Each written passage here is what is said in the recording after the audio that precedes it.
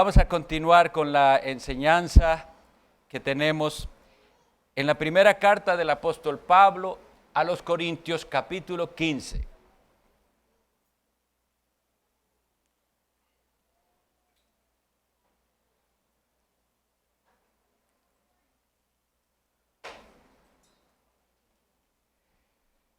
Primera a Corintios, capítulo 15, vamos a leer los primeros 11 versículos.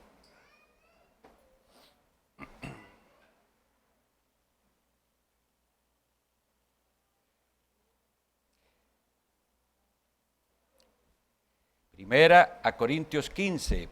Además os declaro, hermanos, el evangelio que os he predicado, el cual también recibisteis, en el cual también perseveráis, por el cual asimismo, si retenéis la palabra que os he predicado, sois salvos, si no creísteis en vano.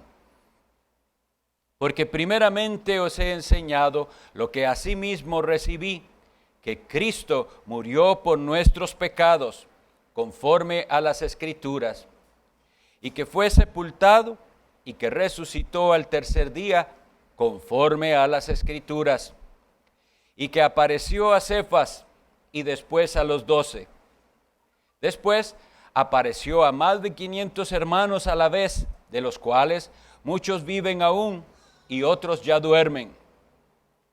Después apareció a Jacobo, después a todos los apóstoles, y al último de todos, como a un abortivo, me apareció a mí. Porque yo soy el más pequeño de los apóstoles, que no soy digno de ser llamado apóstol, porque perseguí a la iglesia de Dios. Pero por la gracia de Dios soy lo que soy. Y su gracia no ha sido en vano para conmigo. Antes he trabajado más que todos ellos, pero no yo, sino la gracia de Dios conmigo. Porque sea yo o sean ellos, así predicamos y así habéis creído. Esta es la palabra del Señor. Confiamos que el Señor bendiga su lectura. Y ahora vamos entonces al estudio. Un breve repaso, porque la lección anterior fue muy importante. Recuerden, vimos los hechos del Evangelio. Jesucristo murió por nuestros pecados, que fue sepultado y que resucitó. Pero también vimos que entender eso o decir o asentir mentalmente a esas verdades no significa necesariamente creer en el Evangelio. También habíamos visto que aquí dice, si no creísteis en vano. Hay manera de creer en vano. Esa forma de recibir el Evangelio solo mentalmente, solo un asentimiento, sí, creo eso y repito eso, no es todavía creer el Evangelio. Había que tener una convicción de que eso es por nuestros pecados, una convicción de pecado, una convicción de que merezco la condenación, pero que hay esperanza en el Hijo de Dios porque Él murió para pagar por los pecados del pueblo de Dios. Entonces vemos que el Evangelio no se resume simplemente a unos hechos que se repiten, sino a la persona, a Jesucristo. Entonces siempre tengamos eso en mente, es lo que Él hizo, Él y lo que Él hizo, lo importante. Ok, ahora el apóstol Pablo toma tiempo aquí para hablar de algo esencial en el Evangelio. Esencial significa que sin eso no hay evangelio, y es el hecho de la resurrección.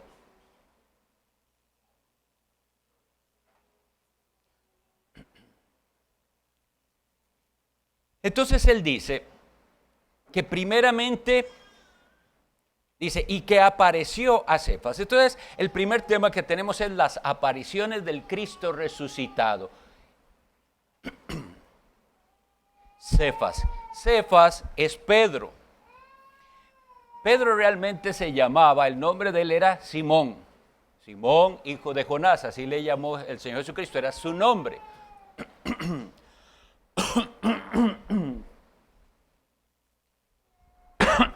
Pero llegó un momento en el que el Señor Jesucristo le cambió el nombre a Simón y le puso Pedro. Pedro es la forma griega de Cefas. Cefas es el nombre Pedro en arameo. Eso lo explico por si se les hace confusión de por qué varios nombres para Pedro. Simplemente es eso, que uno lo usaba en griego y otro lo usaba en arameo. Cefas es en arameo. Entonces la aparición de Pedro podemos verlo como la gracia perdonadora. Ustedes saben que el Señor le había anunciado a Pedro que él lo iba a negar y después le dijo que cuando él fuera restaurado, él iba a confortar o a consolar a sus hermanos o a confirmarlos. Y esa confirmación se dio cuando vemos en el relato del Evangelio, y si quiere lo vamos a buscar de una vez, Lucas 24:34.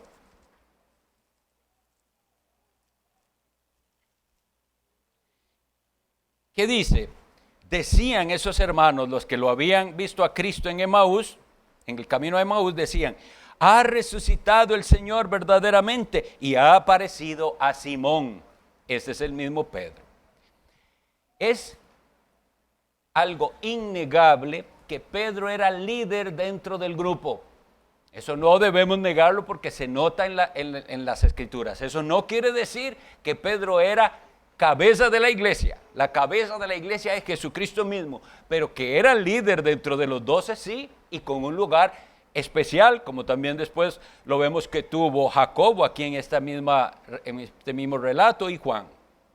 Bueno, dícela entonces que se le aparece a Pedro, el Cristo resucitado, y nos habla el apóstol Pablo de que se le apareció a 500 hermanos a la vez.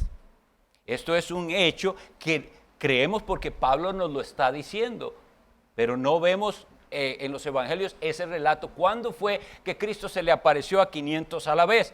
Pero dice el apóstol Pablo que incluso había testigos todavía vivos que vieron a Cristo después de su muerte y después de su resurrección. Y este Jacobo del que habla aquí, dice, y apareció a Jacobo y después a los 12 refiriéndose a los apóstoles. Obviamente ahí está contado Matías, aunque ya todavía no era apóstol. Después apareció a más de 500 hermanos a la vez, de los cuales muchos viven aún y otros ya duermen. Después apareció a Jacobo. Aquí vemos otro acto de gracia porque Jacobo es medio hermano de nuestro Señor Jesucristo. Jacobo y Judas eran hijos de María. Y en el Evangelio de Juan, capítulo 7, versículo 5, tenemos la afirmación de que ni sus propios hermanos, ni los propios hermanos de Cristo en su momento creyeron en él. Pero eventualmente creyeron. Y esta aparición es algo especial. ¿Y por qué sabemos que es a su hermano? Porque Pablo está escribiendo mucho tiempo después y aquel Jacobo, hermano de Juan, hijo de Zebedeo, ya había sido muerto. Entonces no es a ese Jacobo que se refiere. Recuerden que también el nombre Jacobo es el mismo Santiago. Bueno, entonces, como les decía, quisiera que en todo este relato estemos viendo la gracia del Señor en cada una de esas apariciones y luego en particular con Pablo. La gracia del Señor con Pedro, ¿por qué? Porque le confirma su perdón habiendo Pedro negado al Señor 3 veces. La gracia del Señor confirmándole a aquellos creyentes que verdaderamente Él resucitó. Y ahorita les voy a explicar por qué es una gracia especial. Luego a Jacobo, a su hermano que un día no creía en Cristo, habiendo vivido con Él. Eso es de los actos de mayor incredulidad, pienso yo. Habiendo usted vivido con el mismo Hijo de Dios perfecto, cuando nunca lo oyó decir algo malo, ni hacer algo malo, ni equivocarse en nada, y aún así sus hermanos de su propia casa no creían en él. Eso lo hemos mencionado cuando se ha estudiado las epístolas de Judas y Santiago, y nos da esperanza de aquellos que son terriblemente tercos e incrédulos, a esos puede convertir el Señor, y convirtió a Jacobo, que era, según también dice Pablo en su epístola a los Gálatas, uno de los principales después en la iglesia en Jerusalén. Y luego ahora sí, dice, después, dice el versículo 8, y al último de todos, como a un abortivo, me apareció a mí. Y aquí empezamos realmente con el tema de la clase. La gracia del Señor que se muestra cuando Él se revela a los pecadores. Al último de todos significa al último de todos los apóstoles. No significa que Él no se apareciera otra vez, porque el Apocalipsis fue escrito después y el Apocalipsis es una revelación directa de Jesucristo a Juan. Pero al último de los apóstoles, esa palabra que dice ahí como un abortivo, otra buena traducción es como uno nacido fuera de tiempo. Fuera de tiempo. Hechos 1:22 nos relata lo que vivieron los apóstoles cuando se quedaron con uno menos. Ellos eran 12, recordamos. Luego viene la traición de Judas. Y luego Judas se suicida. Y luego el Señor los reúne, les da instrucciones y asciende al cielo. Eso está descrito en los Hechos de los Apóstoles, capítulo 1. Pero después Pedro, y se ve otra vez su liderazgo, llama a los creyentes y les dice que es necesario completar aquel número. Habían quedado 11. Hay que completar ese número. Y entonces él dice, leo para ustedes, Hechos 1:22.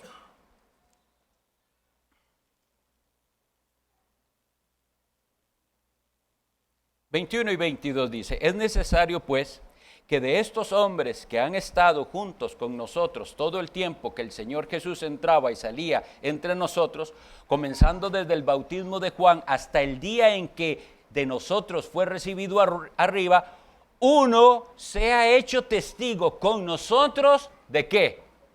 De su resurrección. Así que el apostolado se define aquí como los testigos de la resurrección. Ahora, veamos que son unos testigos especiales, porque Cristo le apareció a muchos otros, dice que a 500 a la vez, pero debería haber uno más para ese grupo especial llamado los apóstoles, y entonces eligieron a Matías. Ahora, eso es importante mencionarlo por algo que en el pasado habíamos visto, así que muy poquito lo voy a tocar, y es que ese es un requisito para el apostolado, ser testigo del Cristo resucitado. Entonces, aunque esa palabra apóstol en los hechos y en las epístolas se usa más ampliamente, a veces se le llama por su sentido etimológico, quiero decir por el significado de la palabra, porque apóstol lo que significa es enviado con una misión. Entonces, en ese sentido, claro que había más enviados con misiones, apóstoles. Los del equipo misionero de Pablo, por ejemplo, en ciertas ocasiones fueron llamados apóstoles. Pero hay una diferencia entre el significado de la palabra general y el oficio de apóstol.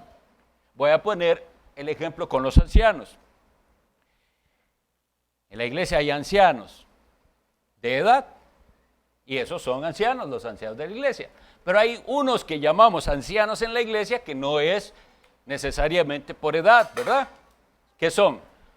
Los que la iglesia ha llamado y confirmado como obispos en la iglesia, como pastores. Entonces ven que hay una diferencia entre el uso de anciano en general y el uso del anciano como oficio. Lo mismo pasa con apóstoles. Pudiera ser que se usara esa palabra en un sentido genérico y pudiéramos decir entonces que alguien es un apóstol, por decir algo, a cierta región, un enviado. Pero apóstol en el sentido del oficio apostólico, solo los que Cristo instituyó, más Matías, que después fue confirmado, y uno último, según aquí se nos dice, el más pequeño de todos los apóstoles se considera Pablo, de lo cual él mismo después en cierto momento dice que él mostró las señales de apóstol. Es decir, que estos que desempeñaron el oficio apostólico y que pusieron el fundamento de la doctrina cristiana, eran los 12 más Pablo, que tenían revelación especial directa de Dios y los poderes de realizar sanidades, milagros y dones extraordinarios. Es interesante de notar que Pablo se llame a sí mismo el más pequeño de todos por el significado de la palabra Pablo. Recuerden que Pablo se llamaba Saulo. Ese era su nombre hebreo, que viene de Saúl. Saúl, recordamos quién fue, el primer rey de Israel. O sea que Saulo es un nombre derivado de Saúl. Pero ahora se le llama Pablo, y Pablo significa pequeño. Entonces por eso digo que es interesante que él lo dijera aquí: yo soy el más pequeño. Porque era importante, porque es todo lo contrario de lo que Pablo fue en algún día pasado, lo cual podemos leer en las epístolas, cómo él tenía ese alto concepto de sí mismo. Él se creía cumplidor de la ley, un estricto cumplidor de la religión judía, tanto que pertenecía a la secta de los fariseos, celoso de su religión, impecable, intachable, no podían decir nada de él. Él tenía un alto concepto de sí mismo, y una vez que es enfrentado con el Cristo resucitado, ese concepto de sí mismo cambió. Y eso es lo que pasa cada vez que la gracia de Dios alcanza a alguien. El concepto que uno tiene de uno mismo cambia. Ya no piensa igual uno de uno mismo. Ahora se puede ver como debería verse. Y realmente es poco a poco que esto va mejorando, porque conforme el camino de la vida cristiana avanza, usted va a ser cada vez más consciente de su poco valor si no fuera por Cristo. En cambio, sin Cristo, el ser humano siempre se cree más de lo que es. A los ojos de Dios debemos tener una clara evaluación de quiénes somos nosotros. Vamos a hablar entonces, en los minutos que nos restan, de esta palabra importantísima en las Sagradas Escrituras y en el Evangelio, que es la gracia de Dios. Vea que empezamos por ese reconocimiento de Pablo de su indignidad. Si nosotros no somos capaces de sentirnos indignos, nunca tendremos el concepto correcto de lo que es la gracia de Dios. Repito, si todavía usted se cree merecedor en esta vida de las bendiciones de Dios, de su perdón, de cualquier cosa que Dios nos da, usted todavía no tiene un correcto concepto de lo que es la gracia de Dios. Porque es hasta que tengamos una convicción de lo indignos que somos ante el Dios Creador, Todopoderoso y Santo, que comenzamos a apreciar lo que significa esa palabra. Porque, como les decía, uno puede conocer palabras y saber el significado, y eso todavía no sirve para nada, solo está aquí. Porque la palabra gracia, la gracia de Dios, se usa muchísimo. ¿En cuál iglesia no hablan de la gracia de Dios? Y sin embargo, la gente se aprende la definición. ¿Qué es la gracia? Don inmerecido, repite la gente. Un regalo, sí. Favor inmerecido de Dios, sí. Y aunque lo esté diciendo, todavía no significa lo que debe significar, porque la persona no se ha sentido indigno. Leamos Romanos 4:4, la carta del apóstol Pablo a los Romanos, capítulo 4, versículo 4, nos lo explica bien el uso de la palabra gracia. Dice así, Romanos 4:4, Pero al que obra, no se le cuenta el salario como gracia, sino como deuda. Al que obra, al que trabaja, al que hizo algo y se le paga lo que hizo, eso no es gracia. Eso es lo que la persona merece. Hizo un trabajo y entonces se le da algo. Para ponerlo bien sencillo, si usted contrata a alguien para hacer un trabajo y después de que hizo el trabajo usted le paga, esa persona no estará súper asombrada, porque eso es lo que debería suceder, que él hizo un trabajo y que se le pagó por el trabajo que hizo. ¿Cuándo es que esa persona sí se asombrará? Cuando esa persona no ha hecho algo para merecer y se le da. Y entonces aprecia. Y entonces verdaderamente agradece. Esta es la razón por la cual tantísimas personas que dicen ser cristianos no aprecian realmente ni agradecen a Dios, porque de alguna manera se sienten merecedores.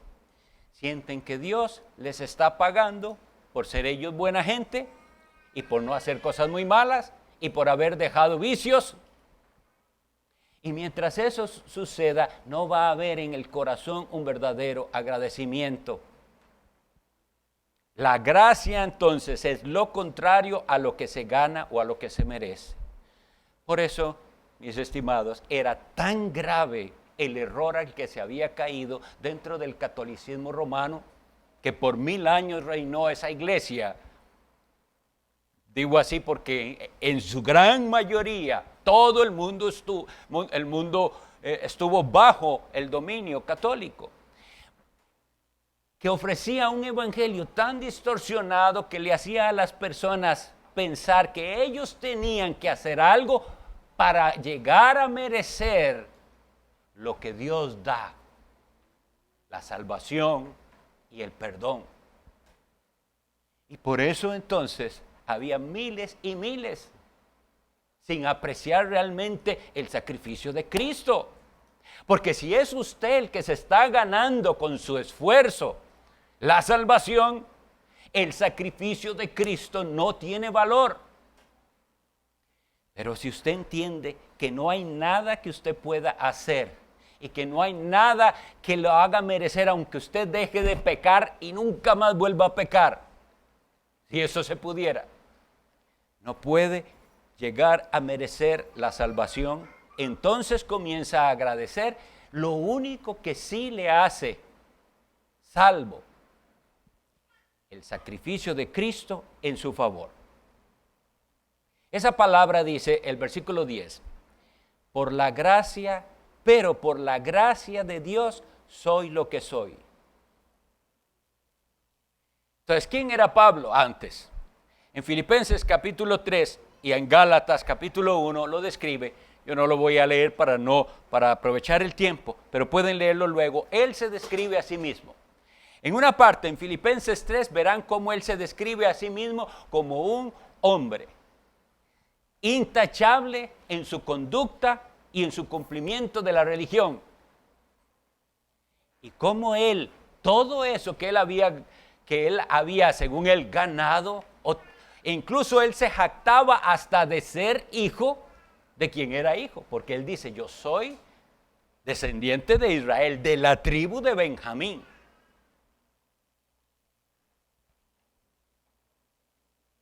Y ahí él da toda la lista de las cosas de las cuales él se enorgulleció algún día en Filipenses 3. Y en Gálatas 1 él especifica, ustedes saben quién fui yo, un perseguidor de la iglesia de Cristo. Soy lo que soy. Para cada uno de nosotros es importante hacerse esta pregunta, ¿quién es usted? ¿Qué es lo que usted es? ¿Qué es lo que usted fue? Porque este Pablo, que era todo lo que fue, no se hundió más en su locura y en su autoengaño, también por la gracia de Dios. Entonces, cuando nosotros vemos nuestro pasado y pensamos que no llegamos a hundirnos tanto como otros, tampoco podemos enorgullecernos de eso, porque fue la gracia de Dios, incluso en nuestro pasado, lo que nos impidió hundirnos más de lo que nos hundíamos. Pero si no entendemos esto, usted va a tener un concepto de sí mismo equivocado y se va a enorgullecer de que usted no se enredó en tantos pecados como otros. Y cuando hablamos de falsas doctrinas y de sectas y de locuras que algunos creímos y que otros no, porque tal vez nacieron en una iglesia de sana doctrina, esos también pueden llegar a enorgullecerse y a pesar, yo nunca creí esas tonterías, por la gracia de Dios, porque si no fuera por la gracia de Dios, usted hubiera creído las terribles supersticiones que otros creíamos, o quién sabe qué locuras. Entonces siempre el pasado lo tenemos que ver desde esa perspectiva, por la gracia de Dios, yo fui y no llegué más allá de lo que llegué. Sea ignorancia, sean pecados, sea errores, sea autoengaño, por la gracia de Dios usted no se hundió más de lo que estaba hundido. Y así lo reconoce Pablo. Por la gracia de Dios ahora dice, soy lo que soy. Y en el presente, ahora ¿qué era él en el presente? El más pequeño de los apóstoles. Y si usted entra a la comunión de la iglesia, para que entre de la manera correcta, tiene que venir con esta actitud. Hace pocos días escuchamos un testimonio en que un hermano decía que cuando entró se sintió que él era el peor de los pecadores que había venido a esta iglesia. Y eso me llegó al alma, porque así es como cada uno de nosotros debe sentirse si quiere aprender a caminar en la gracia de Dios. Pero si usted viene pensando que usted no era tan malo como otros, entonces no ha llegado a este entendimiento que Pablo dice, yo soy el más pequeño, que ni merezco que me llamen apóstol, pero era un apóstol, porque así es la gracia de Dios. La gracia de Dios no es que Él le da al que lo merece.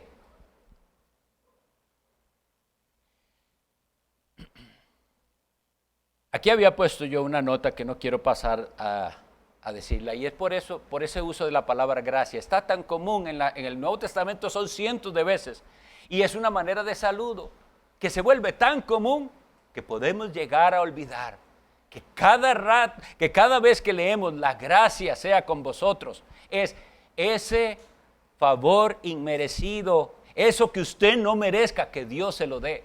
Eso que usted no se merece, la bondad de Dios, todo lo que viene de Él, que Dios se lo dé. Eso es lo que estamos diciendo con la gracia del Señor sea con ustedes. Y luego Pablo usa una frase aquí bien importante porque dice, y su gracia no ha sido en vano para conmigo. En un sentido, hermanos, cuando la gracia realmente de Dios llega al corazón de alguien, nunca va a ser en vano. Pero hace falta decirlo por lo que él había dicho antes. Hay quienes creen en vano. Hay quienes profesan una fe y esa profesión es falsa. ¿Y cómo sabemos que es falsa? Porque no produce los frutos del Evangelio. La gracia de Dios, si alguien la recibe, tiene efectos visibles en los que la reciben. Y esto es importante entenderlo, porque nosotros nos enfrentamos a una gran mayoría de las personas de iglesias que piensan que la gracia es algo simplemente que se recibe y que no causa nada. Hay predicadores que dicen, es un regalo, nada más recíbalo. En un sentido así, pero no van a, es el que verdaderamente recibe este regalo, si lo recibe apropiadamente, nunca volverá a ser el mismo. Se generará en su corazón un agradecimiento a Dios tal y una gratitud tal que los demás se darán cuenta de algo que pasó en la vida de esa persona. Por tanto, si alguien dice ser cristiano y haber aceptado a Cristo y cree en la salvación por gracia, pero no se le muestra en su corazón el fruto el primero del cual es la humildad que vimos aquí. Sentirse tan indigno del perdón de Dios. Sentir que realmente hasta llegar al punto a veces de dudar, ¿podrá ser posible que Dios perdone a alguien como yo? Tan hipócrita. ¿Podrá ser posible que Dios perdone a alguien como yo, tan mentiroso y tan terco, que le he prometido 1000 veces no hacer algo y lo vuelvo a hacer? Ese concepto tiene que estar bien claro para que entonces la gracia de Dios brille y florezca como debe ser. Cuando usted se rinde y dice, así es Él. Así es su gran amor que da al que no merece. Por eso les vuelvo a repetir, la gracia de Dios tiene efectos en los que la reciben. ¿Y cuáles efectos son? Bueno, vimos uno primero que es un concepto correcto de uno mismo. La humildad de valorarse a sí mismo como debe ser. Lo que fui y lo que soy, por la gracia de Dios. Incluso aquí en la comunidad de fe, en la vivencia de los cristianos, el hecho de que usted se tope con ciertos hermanos que tienen actitudes o que se expresan de cierta manera y que usted se extrañe y diga, eso no es de cristianos. ¿Cómo lo valora usted? ¿Es pronto a juzgar a los demás? ¿O agradece que la gracia de Dios a usted le ha permitido crecer un poquito más, avanzar un poco más, para no ser como aquel hermano que usted está dispuesto a criticar? Porque esto es necesario, según la aclaración que el apóstol Pablo da. Dice, por la gracia de Dios soy lo que soy. Y su gracia no ha sido en vano conmigo. Es decir, esto no ha sido solo de palabras. Antes he trabajado más que todos ellos, pero no yo, sino la gracia de Dios conmigo. Esto no es falta de modestia. Lo que está diciendo el apóstol Pablo es la realidad. Si ustedes leen los Hechos de los Apóstoles con atención, verán que de ningún otro se nos describe el alcance de su trabajo como de Pablo el apóstol. Y él lo confirma, dice, yo he trabajado más que todos ellos. ¿Ustedes recuerdan una ocasión en que una mujer derramó perfume a los pies del Señor Jesucristo? ¿Ustedes recuerdan que a esa mujer que derramó, y según el entendimiento de otros, desperdició tanto perfume carísimo en Jesús, a los pies de Jesús, y que lloraba a sus pies? Dice que con sus lágrimas y con sus cabellos enjugaba los pies del Señor. Y esto no le pareció a algunos. ¿Qué dijo Cristo al respecto? Él todo lo enfocó en un entendimiento correcto de la gracia.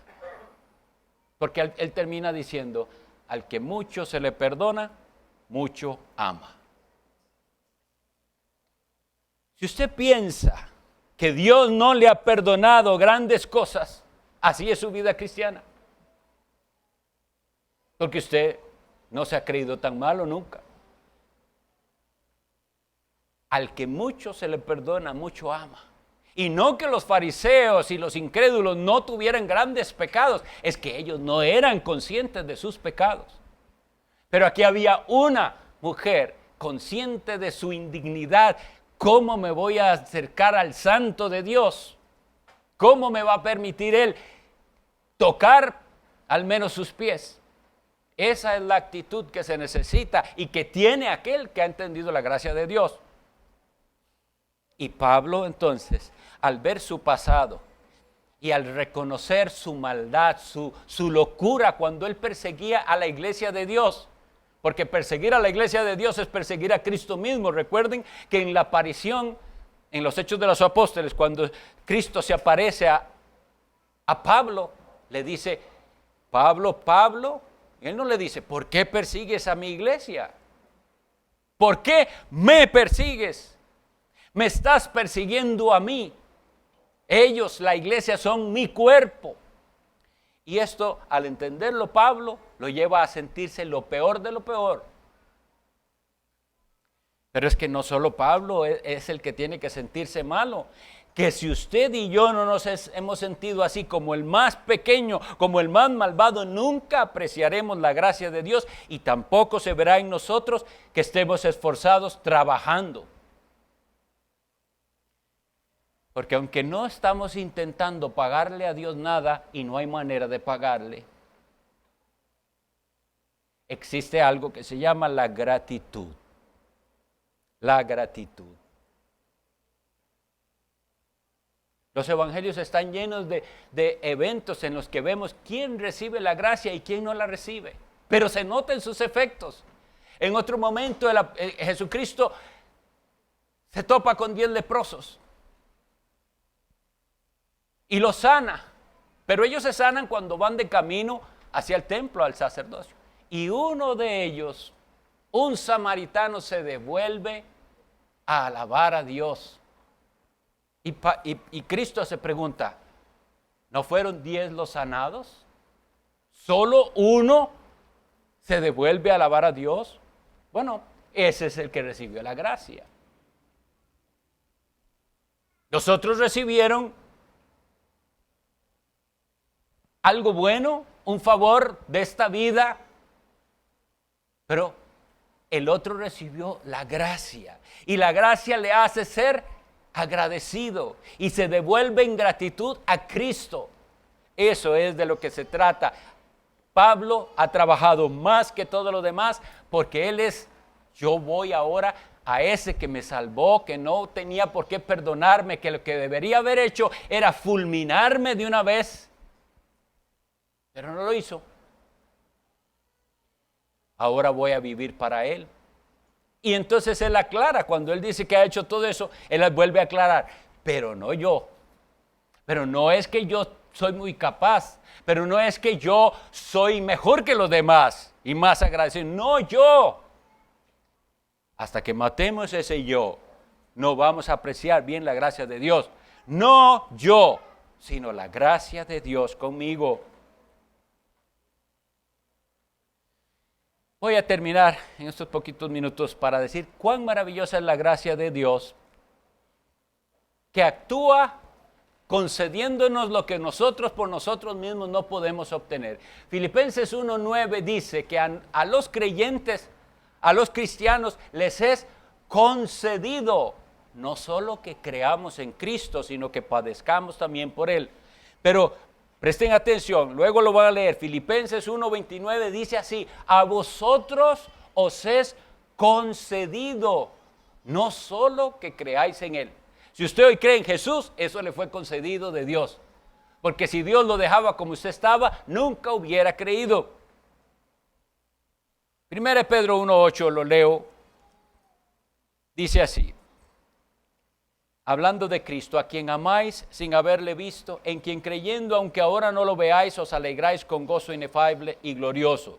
¿Por qué traigo esto con respecto a la gracia? Hermanos y amigos, esta gente creyó en Jesús y algunos pudieran pensar, bueno, ellos lo vieron resucitado. Pero Pedro está hablando aquí de una cosa bellísima que nos llega a nosotros los creyentes hoy, en quien creyendo, aunque ahora no lo veáis, os alegráis con gozo inefable, a quien amáis sin haberle visto. Yo quisiera preguntar a los que creen en Jesús y a los que se han refugiado en Él, ¿tiene usted pruebas de que de verdad Cristo vino, murió, fue sepultado, resucitó? ¿Por qué lo cree? Lo creo porque lo dice el libro santo de Dios. Bueno, pero ¿por qué cree que esto que dice ese libro es verdad? Eso es lo que quiero que apreciemos. La gracia de Dios en el corazón nuestro nos capacita para creer en alguien que no hemos visto, pero que por el poder del Espíritu Santo hemos llegado a saber certeramente que el Hijo de Dios vino al mundo, que se hizo como uno de nosotros, que vivió santa y perfectamente la ley de Dios, que sufrió el tormento más espantoso de la cruz en su cuerpo y en su alma, que fue sepultado después de su muerte y que ascendió al cielo y que hoy está a la diestra del Padre intercediendo por mí. El que cree eso, el que por la gracia de Dios cree eso, no necesita otra prueba. Y por eso es que les decía, ¿qué se necesita para creer? La gracia de Dios efectiva en el corazón de alguien. Hay más que decir, pero no me da más tiempo, vamos a dejarlo aquí. Dios con nosotros ha sido misericordioso porque no nos ha dado lo que merecemos. En su gracia nos ha dado algo que no merecemos ni nunca podremos merecer. Y cuando usted lo entienda, va a dejar de vivir para usted mismo y va a dejar su camino y va a ir por el camino de Cristo. El día que usted lo entienda, dejará de vivir ese cristianismo flojo, mediocre. Dejará de vivir con un pie en el mundo y otro en las cosas del Señor. Dejará todo por Jesús porque entenderá la profundidad de su gracia y su amor. Que el Señor los bendiga.